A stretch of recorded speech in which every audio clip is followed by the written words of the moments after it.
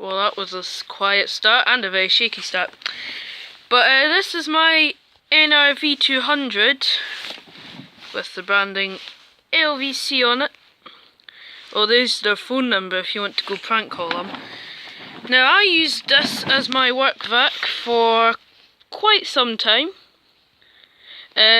Probably about a year. It was my work vac. And now that I have... Oh, I'll just go and show you.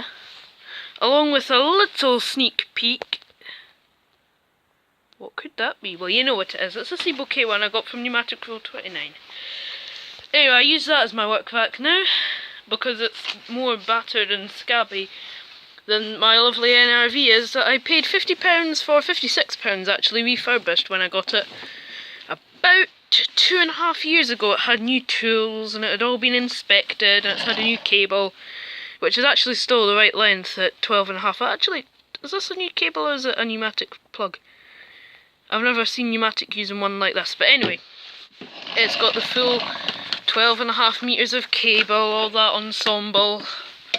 You know, it had the new generic tools that they've all been split up. Like, I think the tube went to a friend who needed a new tube.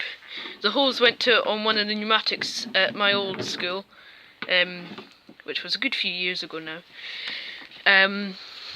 You know, because their hose had broke, so I got theirs. I gave them this quite flimsy 1 metre, like it was like a metre Qualtex one, and I got an old 2 metre one, so that was okay.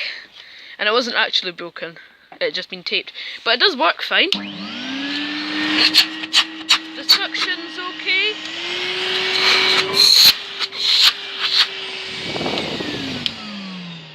But because I used it as my work vac for a year, it's a bit grotty. And it's quite particularly smelly. Now, you know how you get those like pleated filters that are like round? You know, like the round little pleated filters? Well, I cleaned one of them and it was thick. But this thick, wrapped with cat hair and fluff.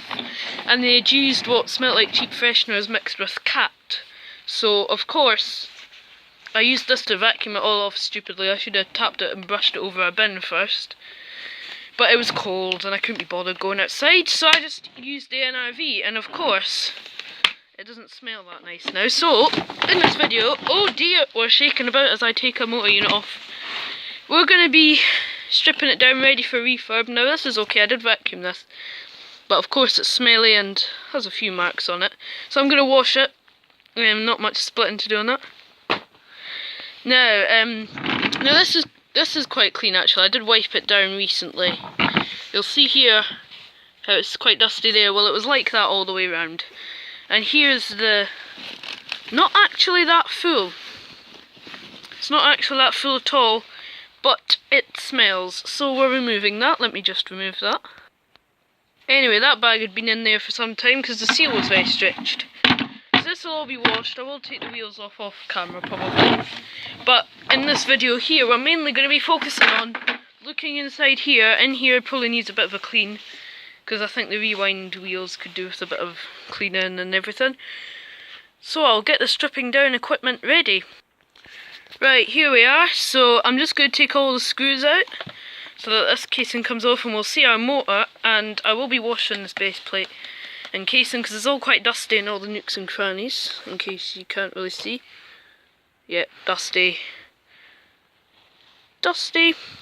So, I'll be back in a second once I've taken all the screws off. Right, I've taken the bottom casing off, and the screws are now in the tub. Here's the casing, it is dusty under here. Yeah, you can get the clips off, but they're actually stuck on when you take it off instead of like the older style ones where they just fall off. Now we can see the motor and the sound insulation. So there's the seal. I might give that a wipe. I probably won't wash that. This is all looking quite carbon dusty. Now let's just give this a pull. No harm in washing that. Here is our... oh, dusty. Here's our insulation, which is looking particularly black around. I usually just give them a brush or vacuum them. Oh, there's our PCB. Hasn't failed yet. Oh, that's carbon. It smells like carbon dust. Actually, the last time I looked in here, it wasn't actually so carbon dusty. Oh, look, there's our armature, or commutator, if you call it by the real name. That's looking very nice, actually.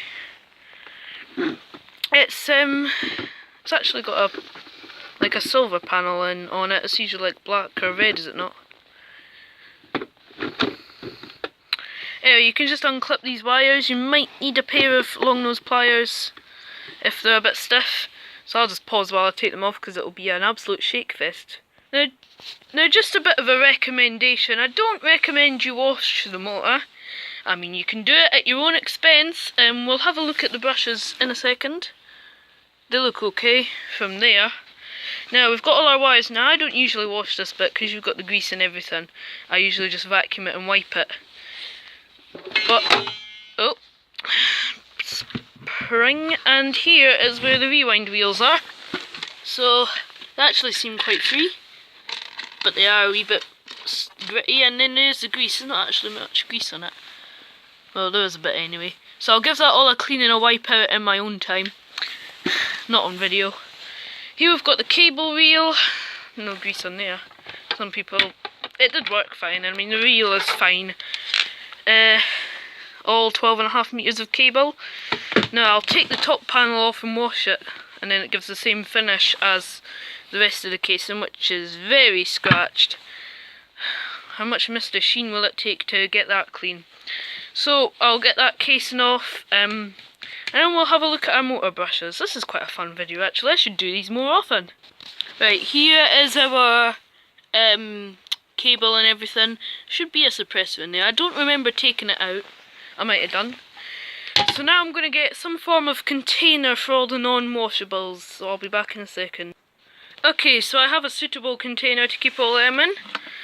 Now these are all bits that are not getting washed and will need a bit of work done. I also need to remember to put all my screws in there from this vacuum. So we have the 7 screws that hold the thingy bob down. Casing, that's it, not thingy bob. There's a bit of grit in there. Then you can either just pop them in here if you want. I mean, I don't see any harm putting them down that gap. Then our 3 rewind screws in a separate gap. I don't actually split them down much more than this, to be honest. I do take the wheels off sometimes if they need it, but you just strip down as much as you need to, basically. That'll go on. That's not the right way it goes on, I know, but that's just how I'll put it on for now. And if it doesn't need split down, why split it down? Put it that way. But this does need to split down. But anyway, let's take a look at our brushes. We'll remove, of course, the screws first though. So I'll be back in a second. Some of you might be thinking we're about to look at some dusting brushes, but no. These are the carbon brushes. Without these, your Hoover doesn't work. I'm putting these into simple people terminology. People all call them Hoovers. And actually, the dictionary, if you look up Hoover, it doesn't say a brand, which it should say that. It says to vacuum. So if you say Hoover, you're actually going by the correct term. Now these seem to be wearing down evenly. If they're not wearing down evenly, then just chuck some new ones in. Now this gives you a better look at your armature or commutator, and that looks lovely. It's actually about 5 years old, this NRV soon. So, and it was used for a little bit of commercial before the seller churned out a load of them refurbished. Then I bought it, used it for a bit of light domestic use, then it became the work vac, and now it's not. I plan to clean it up and then start using it for general cleaning, maybe chuck a Henry tub on it and then take it to other people's houses when I go cleaning. Yes, I do some vacuuming for friends, for fun basically. Yeah, that looks lovely. Numatic Rule 29 has a fabulous guide on how to strip down a motor and oil the bearings, so if your commutator looks lovely and black like my toast, then well, you can watch his guide, strip it down and get sanding paper, very fine sanding paper, or I think you can get some kind of thing that cleans commutators, that's specifically for commutators, and get one of them, or fine wire wool or steel wool, and then you can just rub it a few times and it should start cleaning up, and then not so much that it looks scratched. This one actually looks nice. But anyway, I'm blabbing on now about how to clean a commutator, aren't I? Commutator's weird word, that. So the reason I use the NRV as a work vac, well, partially because it is designed for commercial use. It's also because it's very powerful. It's more powerful than any other Henry I have. It must be down to this motor. I think it might be slightly different. I don't know. Probably isn't. It maybe just is well, it is slightly different. If I had a normal twin flow to hand, it would have red things round there. But anyway, let's get this motor back together. But you'll see an after of this, where it's all lovely and clean. We've just about built an NRV here. Look, yeah, see? If you put a cable on it and a motor, it would work fine. Yeah, there's the date. In fact, no, it's about 4 years old this year, I think.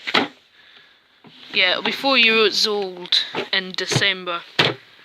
So actually, it is just turned 3 years old, actually. No, 4 years old. Yeah, it'll be 5 years old in December.